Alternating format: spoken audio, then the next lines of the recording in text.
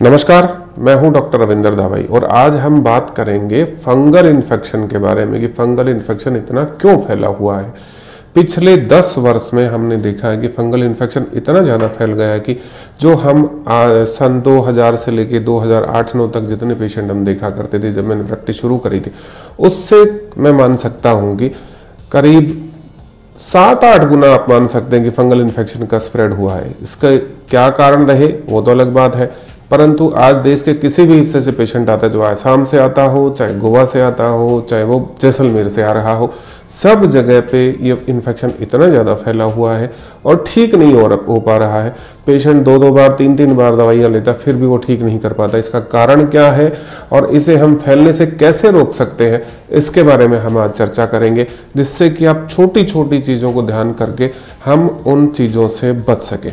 तो सबसे पहले ज़रूरी चीज़ आती है फंगल इन्फेक्शन को फैलने कैसे नहीं देना है, उससे बचना कैसे है। इसके लिए सबसे ज़रूरी चीज़ है कि जो हम कपड़ों की जो हाइजीन है, हमारी स्वच्छता है, हमारे शरीर की स्वच्छता है, इसका थोड़ा थोड़ा ध्यान करेंगे। तो सबसे पहली चीज़ कि जब हम नहाते हैं तो हम जो तौलिए काम में लेते हैं, तो ज़रूरी है कि हम 2 तरह के तौलिए काम में लें, क्योंकि फंगल इन्फेक्शन फैलता है, स्प्रेड करता है। ज़्यादातर ग्रोइन रीजन में ये होता है, एक्जिला में होता है, जैसे मारवाड़ी में कहते हैं, राजस्थानी में कहते हैं काछों में होता है, क्योंकि वहाँ पसीना बहुत ज़्यादा होता है, इन्फेक्शन ज़्यादा होता है, इसकी वजह से वहाँ पर ये इन्फेक्शन ज़्यादा होता है। तो हमें 2 तरह के तौलिए रखने चाहिए। एक बड़ा तौलिया जो पूरे शरीर को साफ करने के लिए, और एक छोटा तौलिया हम रख सकते हैं जो शरीर के हमारे इंटीमेट पार्ट्स हैं, जैसे हमारी कांख है और काछे हैं, जो हमारे फोल्ड्स होते हैं, उनको साफ करने के लिए। तो इससे हम अगर वहाँ थोड़ा बहुत इन्फेक्शन यदि है तो उसको हम बाकी हिस्सों में फैलने से रोक सकते हैं। दूसरी चीज़ ये है कि हमारे जो कपड़े होते हैं उन्हें हम बहुत अच्छी तरह से सुखाएं। हो सके तो जो कम से कम अपने जो अंतरंग वस्त्र है, जो अंदर हम कपड़े पहनते हैं, अंडरवियर बनियान जो है, उनको गर्म पानी से धोएं, बहुत अच्छे से सुखाएं, और जहाँ तक हो सके उस पर यदि हम प्रेस कर लेते हैं, गर्म प्रेस से यदि हम रोज कर लेते हैं, तो उसमें थोड़ा बहुत भी बचा हुआ इन्फेक्शन और नमी दोनों समाप्त हो जाती है और ये बाकी लोगों में फैलने से बच जाती है। यदि परिवार में किसी को फंगल इन्फेक्शन है तो उसे अपने कपड़े बाकी लोगों से अलग रखने चाहिए, क्योंकि फोमाइट्स यानी कपड़ों के माध्यम से भी ये इन्फेक्शन फैलता है। इसके बाद ओवर क्राउडेड स्विमिंग पूल्स में जाने से बचना चाहिए। बहुत बार होता है कि कॉमन बाथरूम्स को कम से कम इस्तेमाल करें। मजबूरी हो तो बाथरूम में कम से कम चप्पल पहन कर जाए, अपना साबुन अलग रखें। और स्विमिंग पूल में तो यदि बहुत ज़्यादा भीड़ भाड़ वाला स्विमिंग पूल है तो उसमें तो न जाए, तो बहुत ज़्यादा ठीक रहेगा। गर्मी, अब सबसे बड़ी बात तो है कि जो हमारे आजकल बहुत सारे वाटर पार्क्स होते हैं, वो भी इन्फेक्शन को स्प्रेड करने का एक बहुत बड़ा माध्यम बने हुए हैं, तो उनसे भी हमें बचना चाहिए। तो ये तो आ गई हमारी स्वच्छता की बात। निश्चित रूप से हम सभी बहुत अच्छे से साबुन लगाकर अच्छे से नहाने वाले लोग हैं, परंतु ये छोटी छोटी चीज़ें हैं जो हमें ध्यान नहीं रहती, हमें इनका ध्यान करना चाहिए। उसके बाद आता है कि ट्रीटमेंट पार्ट जो है, ट्रीटमेंट में हमें क्या क्या चीज़ें ध्यान रखनी चाहिए। सबसे पहले तो जब डॉक्टर से अपन मिलते हैं तो पहले जो भी दवाई आपकी चली है, तो बिना किसी झिझक के एक एक दवाई को हमें बताना चाहिए डॉक्टर को। बहुत बार क्या होता है कि हम डॉक्टर को वो दवाइयाँ नहीं बताते जो कॉमन दवाइयाँ होती है, हम रोज अपन घरों में काम में लेते हैं, उन दवाइयों को हम बताना पसंद नहीं करते या हमें जरूरी नहीं लगती है। परंतु कुछ भी आपने लगाया हो उसको आपको डॉक्टर को बताना चाहिए कि आपने क्या लगाया है। दूसरा, आपको ध्यान रखना कि जब एक बार फंगल इन्फेक्शन हो गया तो चाहे वो 1 इंच का हो चाहे 10 इंच का हो, उसका ट्रीटमेंट बराबर ही चलने वाला है। ये बात हम समझ नहीं पाते कि थोड़ी सी इन्फेक्शन है तो मैं उसको 2-2.5 महीने तक मैं ट्रीटमेंट क्यों लूँ, क्योंकि किसी भी फंगल इन्फेक्शन टीनिया का ट्रीटमेंट जो है 8 से 10 हफ्ते तक आपको कम से कम लेना पड़ेगा।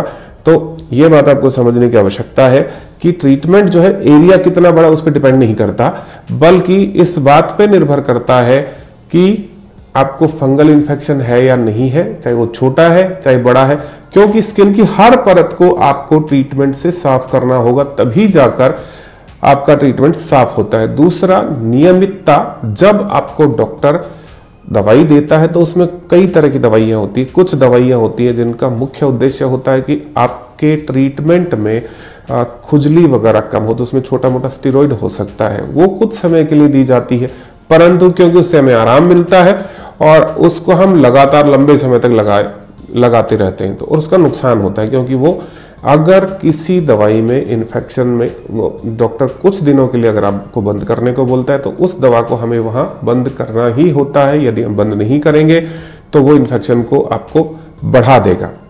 इसके बाद आता है ट्रीटमेंट की नियमितता। जब 2-2.5 महीने ट्रीटमेंट चलता है तो हमारे को ध्यान रखना चाहिए कि हमारे घरों में शादियां होती है, हमें कहीं जाना होता है तो सबसे पहले हमें उसके पहले ट्रीटमेंट अपना लेकर जाए, डॉक्टर से पूछ के जाए, बता के जाए और उतने दिन का ट्रीटमेंट साथ में लेकर जाए। क्योंकि आपको ये समझना होगा कि ट्रीटमेंट जो है जब चलता है तो लगातार 2-2.5 महीने तक पूरा एक साथ चलता है, और जब एक साथ ट्रीटमेंट चलता है तो 5-7 दिन का बीच में गैप लगता है, हमारे कोई फर्क नहीं पड़ता। परंतु आपको ध्यान रखना चाहिए कि एक बार यदि ट्रीटमेंट ब्रेक हो गया तो फिर आपको डॉक्टर को फिर से पूरी 2 से 2.5 महीने तक दवाई देनी पड़ेगी।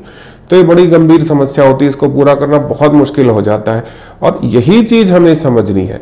यदि इस चीज को हम समझ लेंगे कि डॉक्टर ने जो ट्रीटमेंट दिया है वो मुझे एक स्ट्रेच में कंप्लीट करना है, बीच में ब्रेक नहीं करना है किसी भी हालत में, तभी जाकर हम ठीक हो पाते हैं। इसके बाद आती, कई बार क्या होता है घर जाने के बाद पेशेंट 15-20 दिन की दवाई लेकर जाता है, घर जाने के बाद क्या होता है कि थोड़ी बहुत खुजली वगैरह उसके मान लो चलनी शुरू हो गई, क्योंकि फंगल इन्फेक्शन है, खुजली चल सकती है।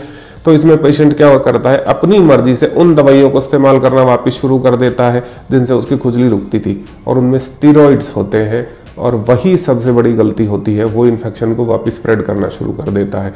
तो इसमें सबसे जरूरी चीज है कि डॉक्टर के इंस्ट्रक्शंस को आपको अक्सर सह मानना होता है। दवाई कब लेनी है, कब लगानी है, कब बंद करनी है। अंत में जब डॉक्टर को दिखाने जाते हैं तब आपको यह पता होना चाहिए कि जो डॉक्टर इंस्ट्रक्शन देता है रिकरेंस रोकने के लिए, अंत में डॉक्टर कुछ समय के लिए कुछ दवाई लगाने की या खाने की आपको साथ में चालू करके आपको ट्रीटमेंट बंद करता है। परंतु हम ये समझ नहीं पाते कि जब मेरा इन्फेक्शन खत्म हो चुका है तो मैं दवाई क्यों लगाऊं। तो भैया ये ट्रीटमेंट जो अंत में आपको दिया जाता है वो आपकी रिकरेंस को रोकने के लिए दिया जाता है कि इन्फेक्शन आपको फिर से ना हो। सबसे बड़ी समस्या कब आती है, जब कुछ समय ट्रीटमेंट लेने के बाद में हमारी खुजली चलनी बंद हो जाती है और दूसरा क्या है, ऊपर से हमारा इन्फेक्शन दिखना बंद हो जाता है। तो आपको यूं समझना चाहिए कि स्किन जो है कई सारी लेयर्स में बनी होती है, तो जब सबसे ऊपर वाली जो सतह आपकी होती है उसमें जब इन्फेक्शन खत्म होता है तो वो दिखना बंद हो गया। सबसे अंदर वाली सतह में जब इन्फेक्शन खत्म हो गया या साफ हो गया तो क्या होता है कि जो ब्लड के संपर्क में जो सबसे अंदर वाली सतह है तो उसमें आपकी खुजली चलनी बंद हो गई। परंतु आपको ये पता होना चाहिए कि बीच वाली जो लेयर्स होती है वो इन्फेक्टेड पड़ी है, तो वो 10-15 दिन के ट्रीटमेंट में साफ नहीं हो सकती। उसके लिए आपको 2 से 2.5 महीने ट्रीटमेंट लेना ही पड़ेगा। तब आप समझ गए होंगे इस ट्रीटमेंट में बाकी अन्य किसी भी ट्रीटमेंट की अपेक्षा नियमितता की बहुत बहुत दरकार होती है। यदि हम डॉक्टर के बताए सारे इंस्ट्रक्शन फॉलो करते हुए और उस ट्रीटमेंट को अगर हम लेते हैं तो निश्चित रूप से हम बहुत अच्छे से और बड़े आराम से इस ट्रीटमेंट को कंप्लीट कर सकते हैं। आज के लिए इतना ही, अगले वीडियो में आपसे फिर मिलेंगे। धन्यवाद, नमस्कार।